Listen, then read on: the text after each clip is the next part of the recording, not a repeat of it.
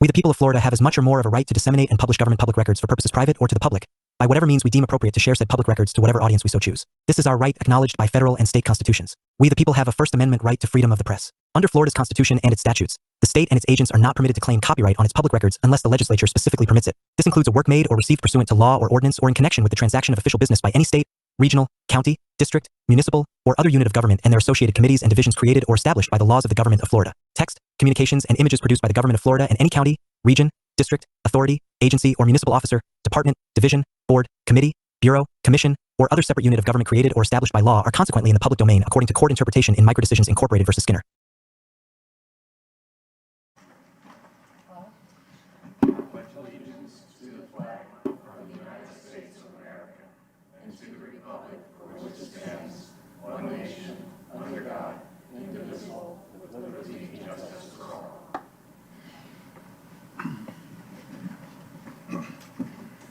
This board consists of 7 members and 1 alternate who are appointed by the City Council and serve voluntarily.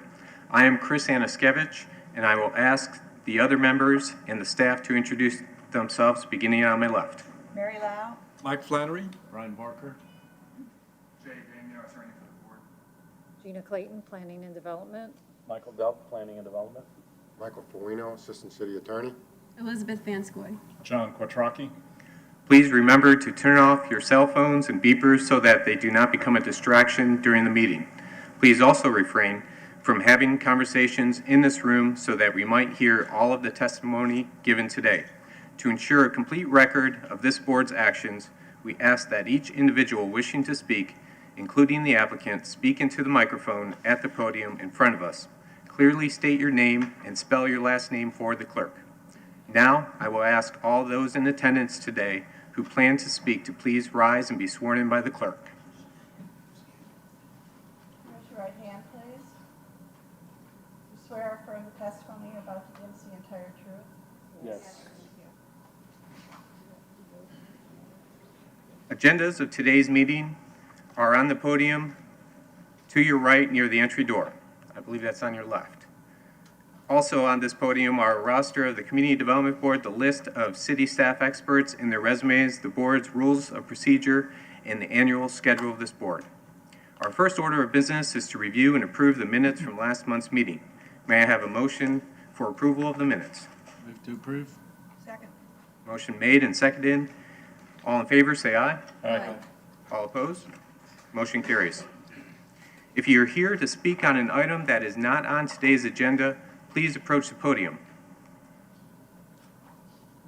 Seeing no one, we will continue. Moving on to the consent agenda.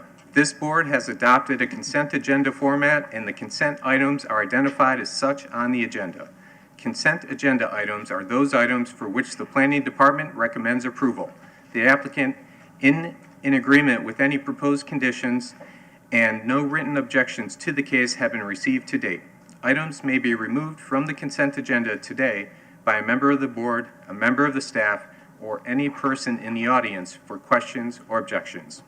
I will read each item on the consent agenda item, and if any person wishes to remove this item from the consent agenda, please so state or raise your hand, and we will remove it from the consent agenda. Items removed from the consent agenda will be heard in the regular order of the meeting. Items that remain on the consent agenda will be approved with a single vote. First case on the consent agenda is case FLD 2018-11028 at 10 Bay Esplanade. The owner is Sunset Green Flash, LLC. The agent is Rod Coleman at SDG Architecture. The request: the Community Development Board is reviewing a proposed roof replacement over an existing restaurant deck in the tourist district and seaward of the coastal construction control line for the property located at 10 Bay Esplanade. The project requests allowable flexibility from setback requirements and to allow new construction seaward of the coastal construction control line. Does anyone wish to remove this from the consent agenda? Okay. Case number 2 is FLD 2018-12029 at 1209 North Garden Avenue. The owner is Habitat for Humanity of Pinellas County. The agent is Ken Rush with Habitat for Humanity of Pinellas County. The request: the Community Development Board is reviewing a proposed detached dwelling in the commercial district for the property located at 1209 North Garden Avenue. The proposal includes one detached dwelling approximately 12 feet in height and requests allowable flexibility with regard to use. Does anyone wish to have this removed from the consent agenda? Seeing none. Case number 3 is FLD 2018-12030 at 1211 North Garden Avenue. The owner is Habitat for Humanity of Pinellas County. The agent is Ken Rush with Habitat for Humanity of Pinellas County. The request: the Community Development Board is reviewing a proposed detached dwelling in the commercial district for the property located at 1211 North Garden Avenue. The proposal includes one detached dwelling approximately 13 feet in height and requests allowable flexibility with regard to use. Does anyone wish to have this item removed from the consent agenda? Okay. Items number 1, 2, and 3 remain on the consent agenda. Before asking for a motion, does any board member have a disclosure of any ex parte communication related to a consent agenda item of a level 2 application? Seeing none, may I have a motion for approval of the consent agenda? Mr. Chairman, I move to approve items 1 through 3 on today's consent agenda based on evidence in the record, including the application and the staff report of each one of those 3 items, and hereby adopt the findings of fact and conclusions of law stated in the staff reports with conditions of approval as listed. Second. Motion made and seconded. Any discussion? All in favor, say aye. Aye. All opposed? Motion carries. We will now move on to the regular agenda. We have no case, level 2 cases, so we will move straight to level 3 cases. All level 3 cases, such as a plan amendment, rezoning, or development agreement, are considered legislative hearings. The Community Development Board reviews the application, the staff report, correspondence, and all evidence presented today and makes a recommendation to the City Council. For level 3 applications, the City Council makes the final decision. The procedure for all level 3 cases is as follows: presentation by planning staff, 10 minutes max. Presentation by the applicant, 10 minutes max. Comments by the public, 3 minutes per person. Closing remarks by the planning staff, 3 minutes maximum. Closing remarks by applicant, 3 minutes max. Closing of the public hearing, and then the discussion and vote by the board. Our first level 3 case today is case LUP 2018-11008 at 1885 County Road 193. The owner is St. Mary and St. Minna Coptic Orthodox Church. The agent is Atef A. Hana. The request: the Community Development Board is reviewing a request to amend the future land use map designation from residential low to institutional and making a recommendation to City Council. I will now hand it over for the presentation by staff. Thank you. Kyle Brotherton, Planning and Development. So this case involves a 2.61 acre property, which is located on the east side of County Road 193, approximately 520 feet south of Sunset Point Road. Introduce yourself for the record, please. Yes, Kyle Brotherton, Planning and Development. A single-family home, which was constructed in 1973, occupies the site. The current owner, St. Mary and St. Mina Coptic Orthodox Church, which is located on the parcel to the south, 2930 County Road 193, purchased this property in June of 2015. The church's campus is comprised of 4 buildings with just over 30,000 square feet of development on 4.47 acres. The city annexed the church's main property into the city in 2014 as it was located in the area where the public utilities was expanding sanitary sewer service at the time.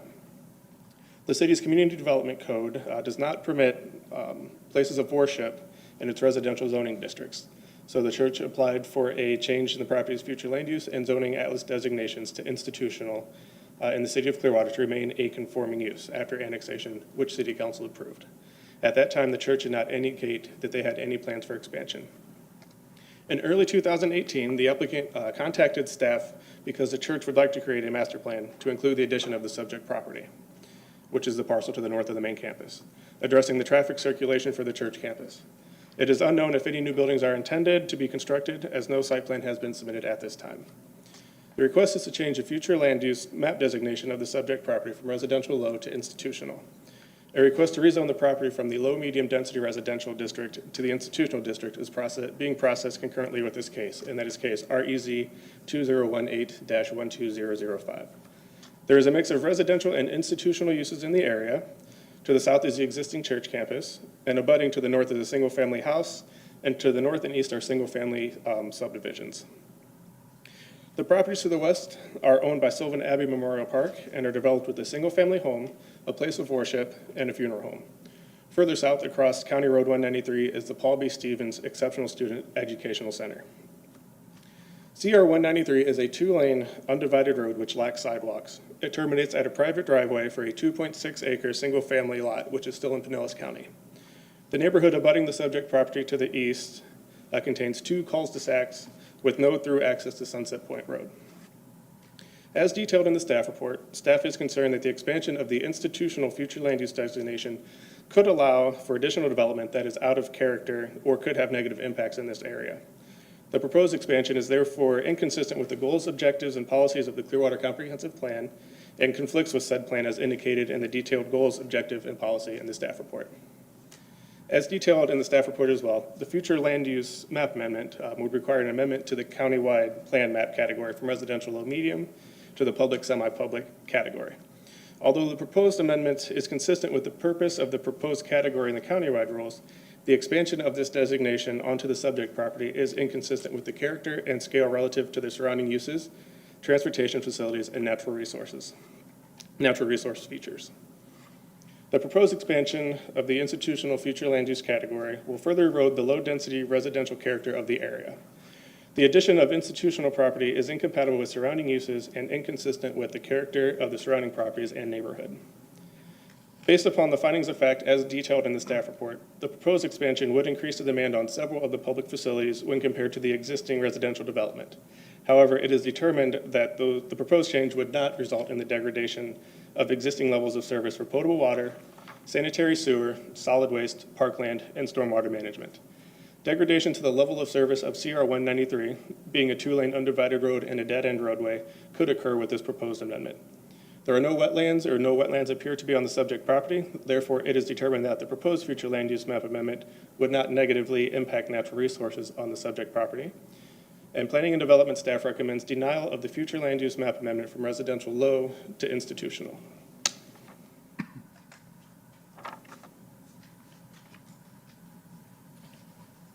Any questions of planning staff? We will now move on to the presentation by the applicant.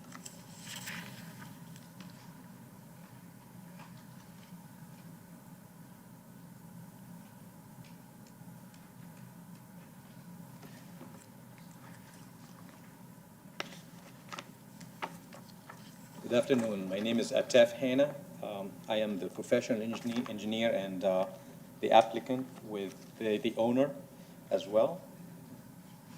Father Mina Gali, Ghaly. I would like to include an exhibit with this meeting, if I can. Okay.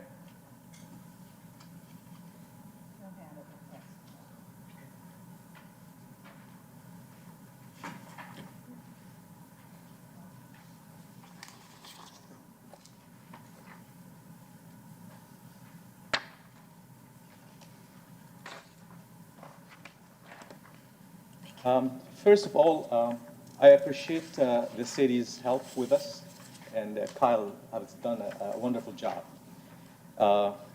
Very good analysis, and I just need to present some facts that the congregation will not exceed the number because it's limited to the chapel itself. What's going to happen if we are to add a building, that will be a service building. It's not going to be, it's for the same number of people that has been attending the church. As you can see, we have a conceptual site plan that I wanted to show you. As you can see, it's not shown on this plan, but Sunset is to the top of the page, east-west. And that entrance to the complex, if we are including the parcel here, is going to be the north entrance, which we are proposing. It shows a two-way entry, but I'll change that to an ingress only, and consider the egress actually using the other two access points on the east-west run of County Road 193. So it is in the report that it says we have an additional 67 trips. It's not going to create the 67 trips. Same number of trips is going to be consistent.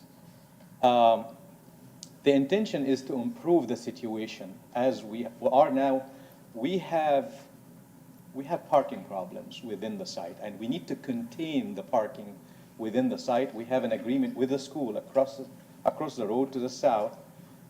We have a parking agreement on Sundays to use the school, and during the days, the school actually uses the church parking. So we want to contain the traffic within the circulation and the traffic within site. No additional impact, it's just about improvements, that's all. For the rezoning and the future land use, we are asking for the institutional, which is really going to be contiguous to institutional. We're not creating a pocket. It's just contiguous.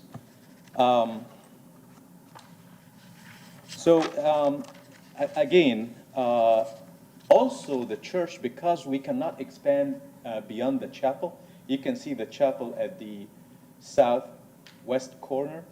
It's limited, and we cannot increase the number. So the church recently actually created two new churches, one in Largo and one in Palm Harbor, on a temporary basis. And we are using the services on Saturdays for the congregation. So because we cannot accommodate the number, so we try to do it that way. And Father Mina can actually talk about that. Generally, it's not, as a church, we don't like big, large family churches because it's easier to better serve when you have a smaller amount of people.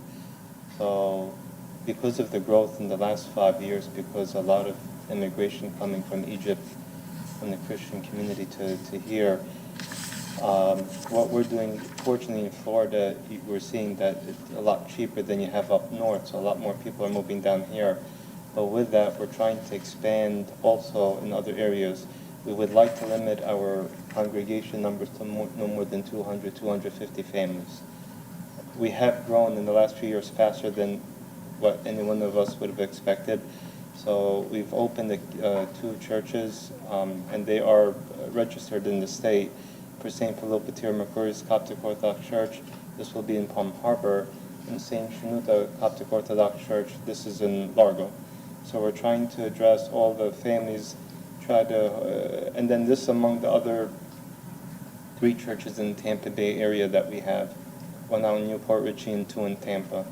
So our goal is not to just add another chapel or just because of the numbers are growing, but just to add more service to the current community that we have.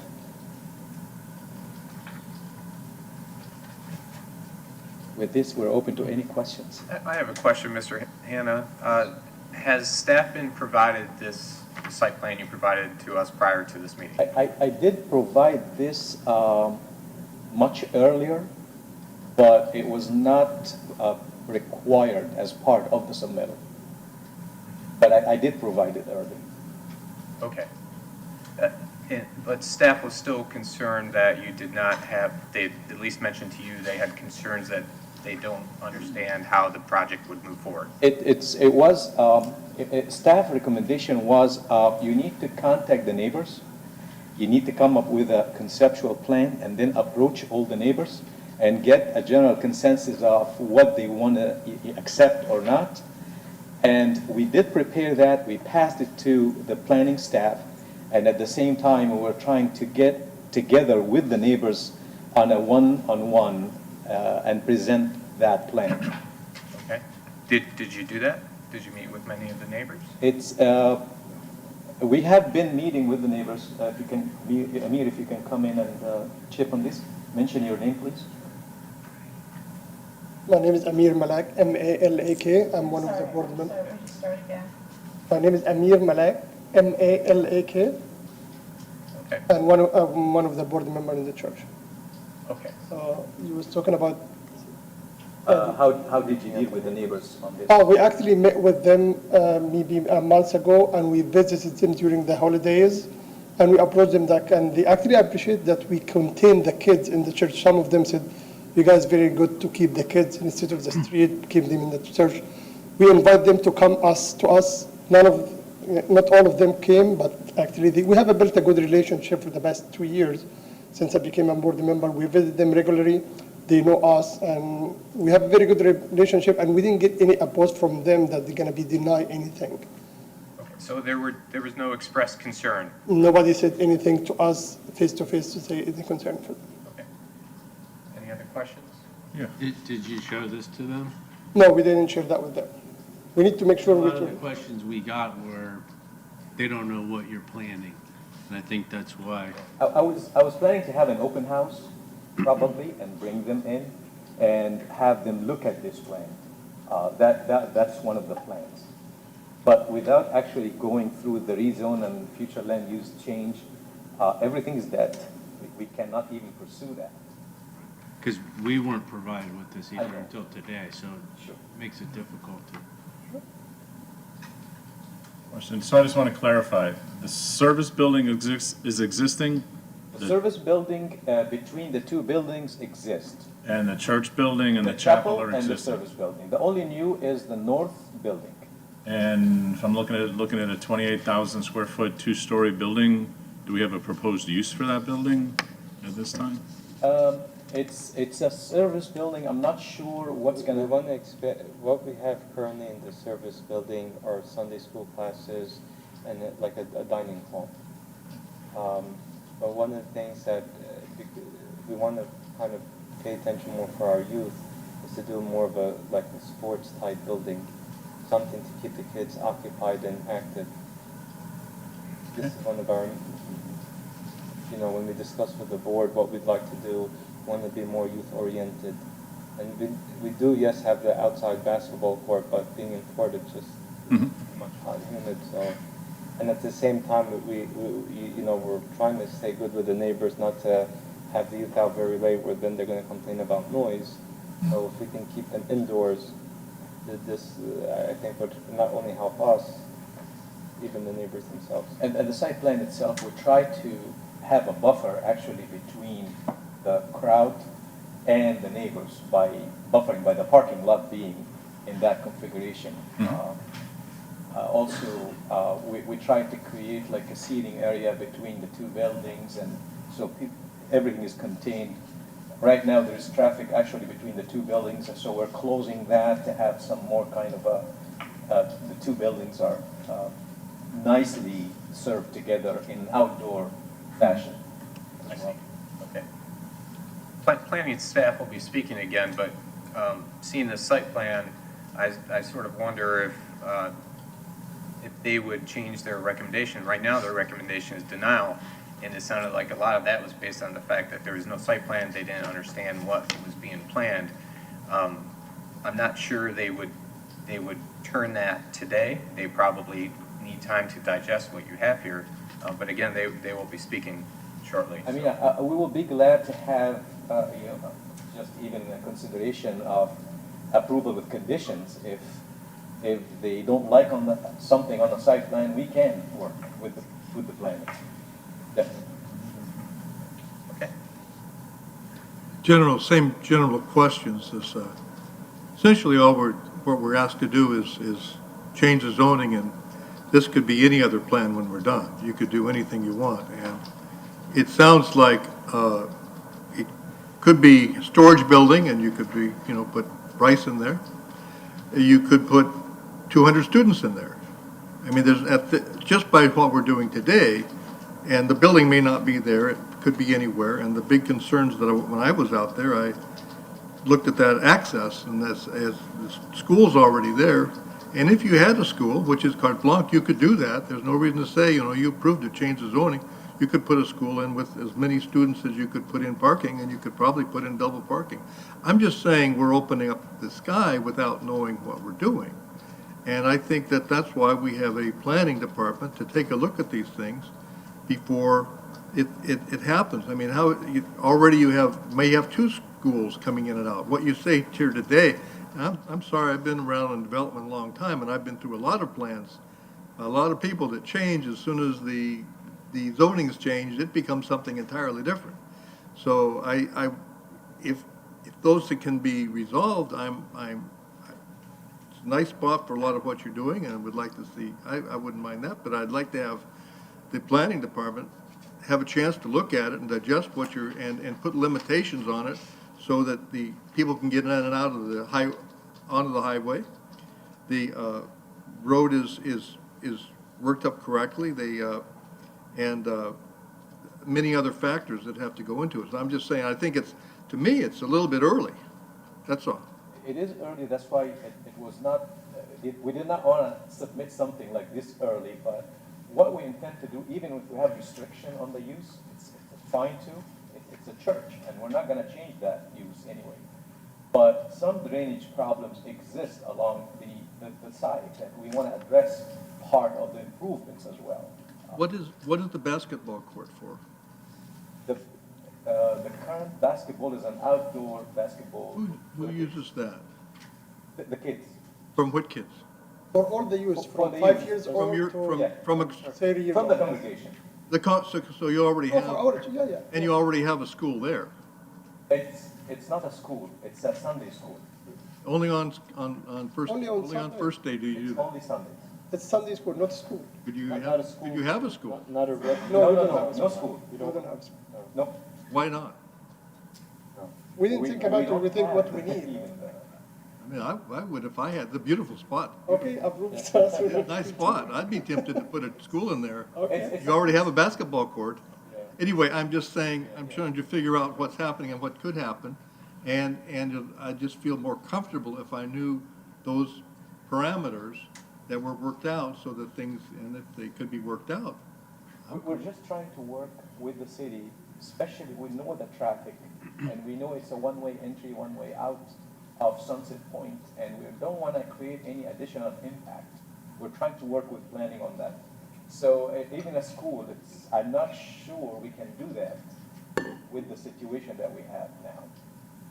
Unless it's still one way to Sunset Point. We understand that. Any further questions from the board? Okay, thank you. Thank you. Are there any comments from the public? Please approach the podium and state your name. I need to be sworn in. Yes. I got here. Okay.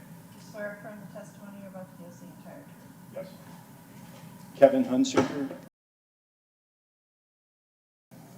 We are the neighborhood that's right on Sunset, Hunsicker. Hunsaker, is that what you're asking?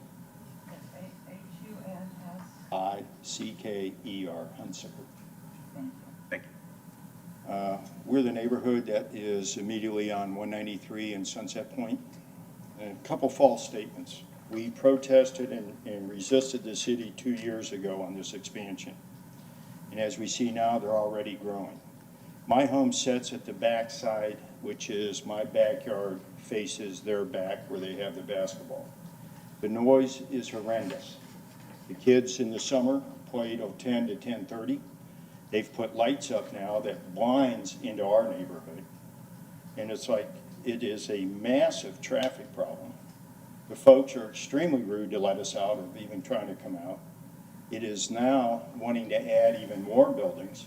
And just what we feared was that they would want to propose a 2-story, 3-story, and I think, if I'm correct, institutional will allow them up to an 8-story building. And so our fear is just what they're saying. Well, we hope that we don't, but they might. And just what you do is the city is going to change the zone, and we protested before. We had 100%, both the neighborhood that they're next to, Castle Oaks, and Sunset Point, and yet the city allowed this, and they have taken advantage of it. They keep the church property very nice, but the expansion that we fear is going to degrade our property value, and the next thing they're going to do is they're going to want to buy art out, and then we're going to have them right in our backyard. This congregation continually grows, and it's become more of an issue to us. I will be presenting to the city a 100% signature notarized, because all they did was notify the 6 houses on the one side of the neighborhood. We are a walled community of 12. That's 12 that I will have. I will have the Castle Oaks neighborhoods signed, notarized signatures that we do not want this growth. We bought back in there as a nice little private residential enclave, and now it's turning into more of what will go institutional, which will then turn into commercial. I deal with the city and the permitting and planning department all the time. I'm actually the guy that designed your obelisk and built it out on Courtney Campbell. So I fear what can happen by opening up the ability to change this. If they didn't want to move into a residential neighborhood, they should not have built their church there. We have rights as residential to maintain residential neighborhood. We have rights to our protection of our property. The city has to protect those rights. The road can't handle it. 193 cannot handle any more traffic. And that's where we're at. And y'all are welcome to come out, sit in my backyard, and you'll hear the difference. They may want to say that they're very quiet and they only have Sunday school, but I can tell you they get very aggressive in their play, and I like that they have their church congregation. But it's more than the congregation that shows up to some of these basketballs. Please take that into consideration. There's other neighbors that would like to speak with you. Thank you. Thank you. Anyone else from the public who wishes to speak, please approach the podium.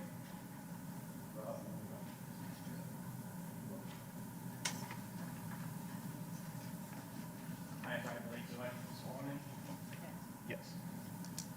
Do you swear affirm the testimony you're about to give is the entire truth? I do.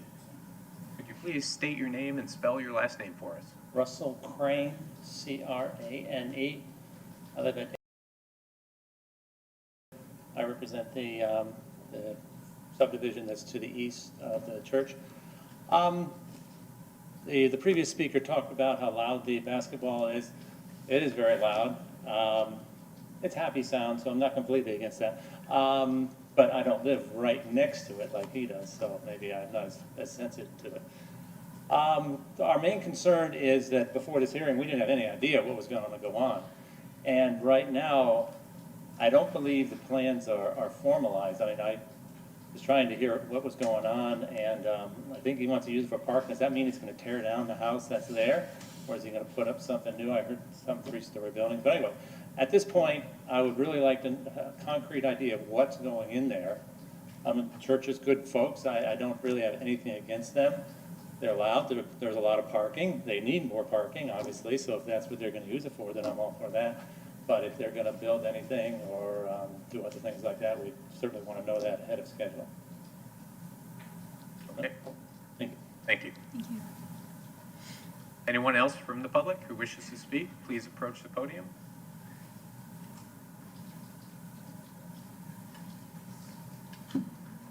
You need to be sworn in as Yes, well? sir. Okay. Okay. Do you swear affirm the testimony you're about to give is the entire truth? I do. My name is Stacy Bolin, and it's B as in boy, O-L-E-N. And I just want to say this is my first meeting of this kind, and I live next door to Kevin Hunsicker, Kevin and Rachel. I'm fairly new to Florida from Colorado. And while I appreciate the church's need and desire to grow and expand, and I think that that's a good thing, my overall concern is, from what I understand, is once it's rezoned into a different category, we don't necessarily have control or an idea today of what that could turn into in the future. And so as a homeowner, of course, I'm concerned as to, while the idea of perhaps just parking sounds reasonable, in that area that it would turn into and morph into something else. And I echo what Mr. Hunsicker previously stated, that the noise isn't just on Sundays, and I love the sound of kids too. It is a happy noise, but it isn't just contained to Sundays. It is throughout the week. I'm home most days, and I don't mind the noise, but the lighting has changed over the 2 years that I've lived there, and it's more of a spotlight. And so my concern, again, I would say, is just, from what I understand, once we take that next step and turn this into a different zoning, is that it can morph into something that we didn't intend, one of those unintended consequences. And so I'm just concerned as a homeowner and a new resident of Clearwater. Thank you. Thank you. Anyone else from the public who wishes to speak?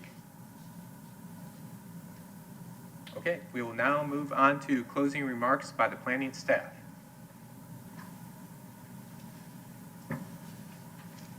Thank you. So that site plan that was presented to you today was, and it is a conceptual site plan. Staff has not reviewed it in any sort of formal capacity. And again, being conceptual, they could show something today, but it could change tomorrow.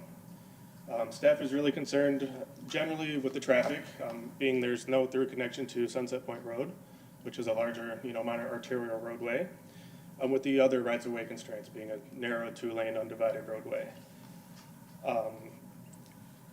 And just so you know, we cannot condition uses at this stage. We cannot do that for land use amendments or zoning atlas amendments. That's all I have right now. Another thing that we do have is with this expansion to institutional, both of these properties would total just about 7 acres of land, actually just over 7 acres of land. Being 7 acres of institutional land brings a lot of development potential, 0.65 FAR, which is actually an increase from 0.40. So that development potential greatly increases across the site. And staff is concerned, with that increase in development potential along, with the uses. It could come with the institutional zoning. And the biggest one, again, is the fact that there is no through connection to Sunset Point Road. It's a dead-end way. I don't know if Michael or Gina have anything else to add, but those are our concerns as well. I have one question. Is it possible that having a conceptual site plan could change the current recommendation from denial? I know when it happened today, but is it possible that could change if staff were able to digest this and apply conditions, or do you feel strongly at this point? At this point, we feel strongly against the change to institutional. Okay. Yeah. With or without a site plan? Without a site plan. More time. Or formalized site plan, correct, yeah. When I look at the overall site plan, in the back of this lot, there's another lot that is long and the same size as this lot, has one house on it. And I'm trying to figure out, it's probably beyond where we are now, but that's okay for me. How is that next lot developed? It sounds like if this lot's changed in zoning, the one behind it is sort of automatically going to have to be changed in zoning too, to be useful, or be, either that or you put a long skinny road down that one, you can't hardly use that other property behind it. So it sounds like this is step one to step two, to have a larger parcel. Now, maybe I'm naive, but that's what I'm thinking. Would you be talking about the parcel to the north of To the north, Currently, it does have a single-family home on it, so there's just one dwelling unit on there. And again, it is another large site. It's probably about the same size as this one. So I can't speculate into the future, but yeah, that's what it is currently, is a single-family home. Any other questions? Just so the applicant has the benefit, I know you just said it already, but you don't think them coming in with the site plan, sitting down with staff and putting, you mentioned you can't condition a use on the rezoning, but can't you attach a site plan to it? You can't do that either? I see Ellen shaking her head. We don't have a regulatory authority to require a site plan. Right. attached to the rezoning and land use. We used to, few years ago. It was a result of the business task force changes that we made. We eliminated that. I think frankly, sometimes it might be beneficial to rethink it again because of the uncertainty. But I think, in this case, I would go back to, we talked about this really a fair amount internally. And I think we're oftentimes try to be very accommodating at places of worship where we have them in the community. And our concern here is that, and Kyle touched on this, lack of direct access to an arterial when we're getting upwards of 300 parking spaces and, several tens of thousands of square feet of facilities. And frankly, the development potential is much greater, and Kyle touched on that. So we would not want to, on one hand, establish a lot of entitlements that we're not comfortable with, and then on the other hand, say in the future, well, gee, that's too much because you're isolated in the community and don't have access to major arterials and that sort of thing. So it can be an internal conflict for us to decide, how do we try to prioritize that? And, in this particular case, creating that amount of entitlement and uses back there where we really don't have good access to a major roadway, I think was a deciding factor. And now we present that for you and your considerations. Just, I know we don't like to talk about hypotheticals, but you mentioned direct access and they mentioned parking issues. Just to say if they came in to get a permit, not proposing a new building, but they wanted to improve access, circulation, and parking on their site. Is that something that would be allowed under their current zoning designation? On their site? Yes. Sure, it would. Their site is currently zoned institutional. Okay, maybe I worded that incorrectly. On the additional parcels that are not zoned institutional.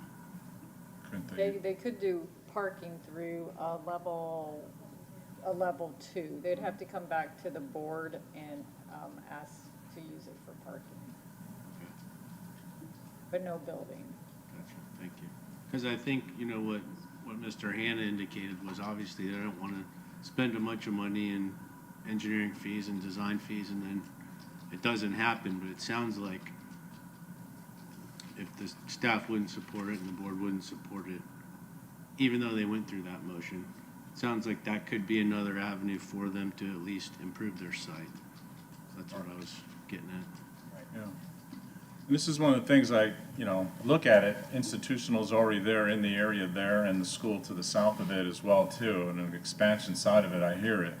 And what Mike's touching on, it's come up before, and maybe we need to review back into a planned development zoning for another term, where it's tied to a site plan versus Euclidean rezoning, where it's opened up to everything that's there. So I don't know if that's something, as you were talking about, we had before, but I mean, I could see more uses of that coming about, where if this was limited to the amount of square footage that they could put on it, and all those types of things, which other communities, Hillsborough has, and things of that nature that we might look at.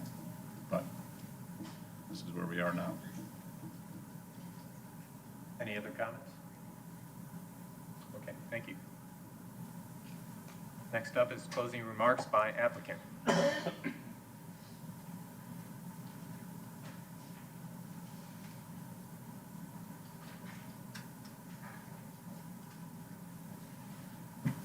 Thank you again, everybody, for listening us today.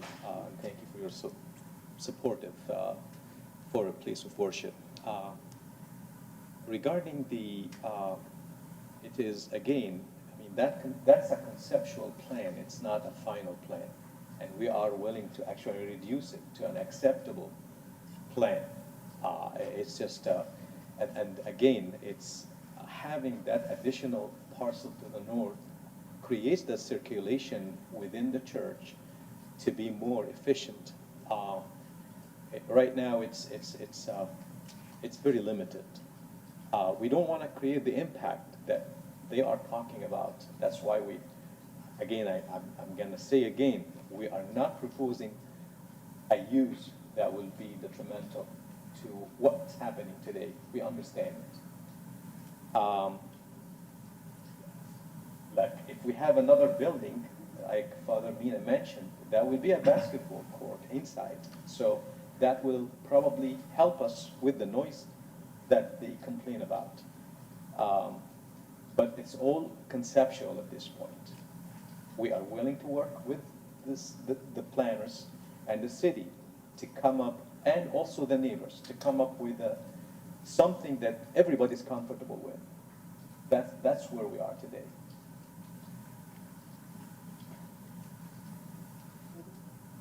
Thank you. One other thing, if I want to add, because it's speaking about the traffic-wise, the neighborhood, they came today and they asked about something. They actually didn't come back with that traffic at all. They are on the other side. So the planning from the city, they concerned about the traffic trips.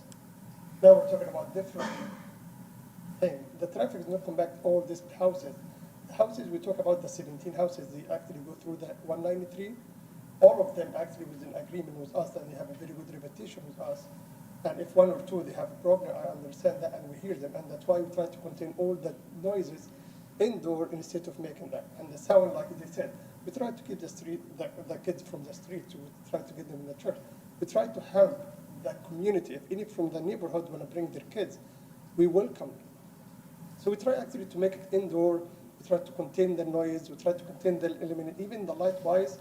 We didn't increase any light for the past 5 years, and we can prove that. If you give me one light we added for the past 3 years, I would say yes, we added. We didn't add any. Actually, in the Christmas and Easter, we normally bring a portable lights for people to park in the street, but during that time, if we have light, we're not going to bring this. We try to work with that, and like we said, we can do anything just to use that in a good way with the neighborhood as well, just as I used, and we can modify any plan we have. Thank you. Thank you. Mike? Chairman, if I may, one of the things, just looking at their site plan here, is that, and I don't know whether the church would want to consider this, or would they want to broach it with their neighbors, but, for example, if you were to take the proposed building, use their existing entitlements through the existing zoning, and move the building over to where the basketball court is now, you know, they could use their current entitlements without adding that to that in the community through a zoning change. They could potentially apply for the level 2 to park on the, you know, I would suggest what would be the western part of that property away from the residential community. You know, it might take some of that outdoor noise and the impact of that and move it indoors where it would be less impactful on the neighborhood. And I would point out that a 2-story building, you can actually build single-family homes 30, 35 feet tall. So, you know, there's not a lot of potential height differential there in a 2-story building, particularly if they design it attractively. So there may be some options for them, depending upon how that would meet their needs, and it might be something that they could at least engage the community in a conversation about whether it might, you know, mitigate some of the existing, you know, noise issues if they're having that. So that's just a suggestion of you know, something that, you know, the applicants they could consider if they wanted to. Okay. It might present us a different scenario. Thank you, Mr. Dell. I wanted to make sure the applicant heard that and understood that. They have indicated yes for the record. At the proper point, I'd like to ask just a question from the planning department. It's a good spot to do that. Sure. I'd like to, just so I understand the process, at some point, when did the church, and I'm going to take it to Paul B. Stevens, both of those, get the zoning to be institutional? The history of the city and the land, I mean, it seems, which was it grandfathered in? Is it when we started everything? Was this parcel that the church is on always commercial, institutional? When did that change? When is the school charge? I'm not leaving them out of the other side. I don't know that I can address the school per se unless some of the other staff are aware of that, but I will say with regard to the place of worship, the controversy that the gentleman mentioned from the neighborhood had to do with the city's annexation of the property. The church was pre-existing in Pinellas County, and in Pinellas County, churches are allowed in residential zoning districts.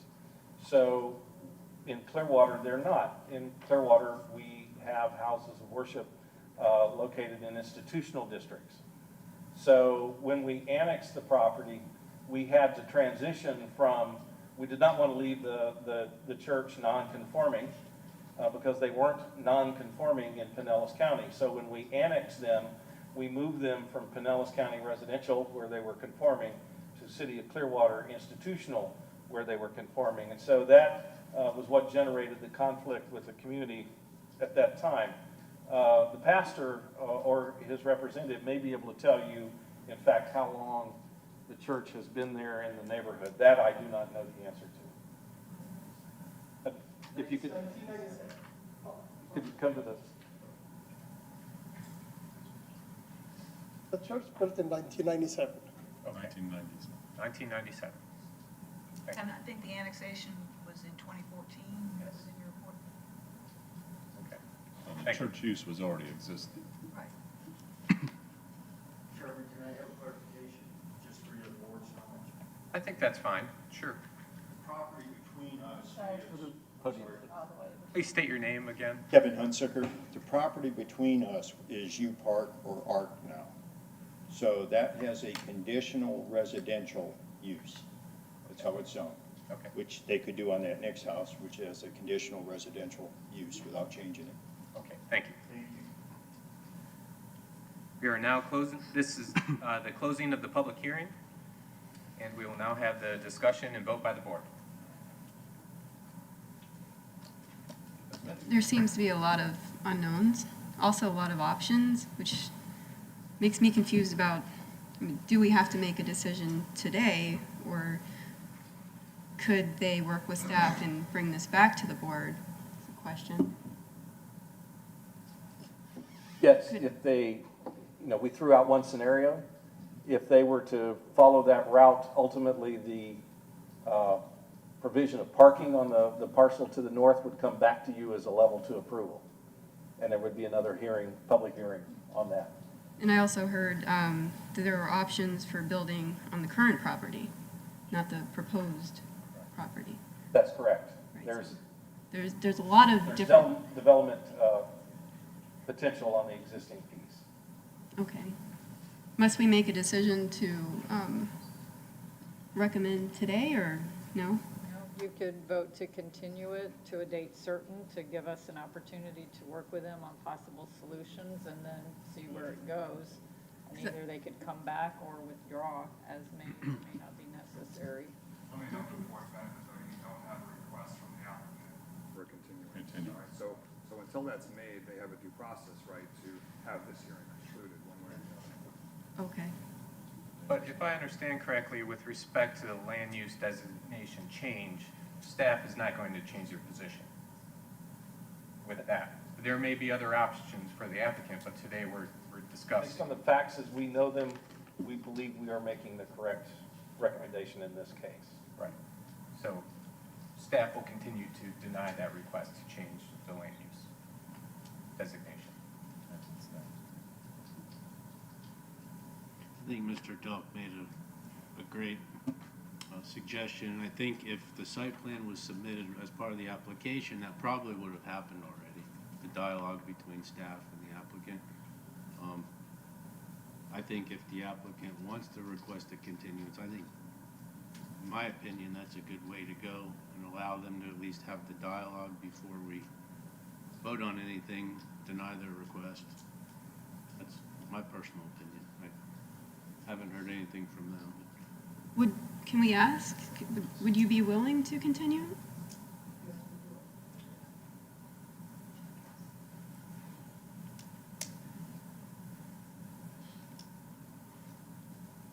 Jeff Hain again. We would like the continuous. We like the idea of getting with the staff and getting the options. Then we go from here. Okay. Thank you. Thank you. Other comments? Do we have a motion? Well, Mr. Chairman, I think based upon the applicant's request and some of the comments by the board, I will make a motion to grant a continuance of consideration of this zoning request and the tenant land use request. And I'm uncertain as to whether it be a date certain, such as next month's meeting, or whether it's better to keep it open-ended to allow for discussions with staff. Can Do we I set need a it? date uncertain? You can, unless city staff has some objections to that. Now, a continued hearing would need to be advertised in the same manner as this original hearing, so there wouldn't be any prejudice attending a continuance. And I think you'd have a hard time even selecting a date certain at this juncture because you don't know when the submission would be made. You don't know on what time frame the staff would review and analyze that submission. So no, you do not need to pick a date certain at this juncture. You could continue it until it comes back before the board. That would be my motion, to leave it open-ended. Okay, we have a motion. Do we have a second? A second. Second. Okay. Any discussion? Like that's something to say. Oh, I'm sorry. Did you have something to add, Michael? Mr. Dell? I was just going to add that with the date uncertain, I will encourage the applicant to go talk about different scenarios with neighborhoods so that we can get their sense of comfort level with some revisions. So I'd like to afford them time to do that. Understood. Thank you. We have a motion that's been made and seconded. All in favor, say aye. Aye. All opposed? Motion carries. Our next level 3 case is case REZ 2018-12005-1885, County Road 193. The owner is St. Mary and St. Minna Coptic Orthodox Church. The Community Development Board is reviewing a request to amend the zoning atlas designation from the low medium density residential district to the institutional district and making a recommendation to City Council. Mr. Vice Chair, these applications are traveling together. I would suggest to you that, since we continued one, that they travel together through this process. Okay. Yeah, I wasn't sure. intended my I motion. couldn't. Yeah, I didn't word it the most artful way possible, but I did mention that it was for both the land use change and the rezoning Okay. application. Now, that was the motion, and that was the second, that was the vote, so you are done with your agenda items then. Okay, very well. Does the planning director have any other items for discussion today? No, sir. Okay. This board is adjourned at 1:56. Thank you. Another 2 minutes.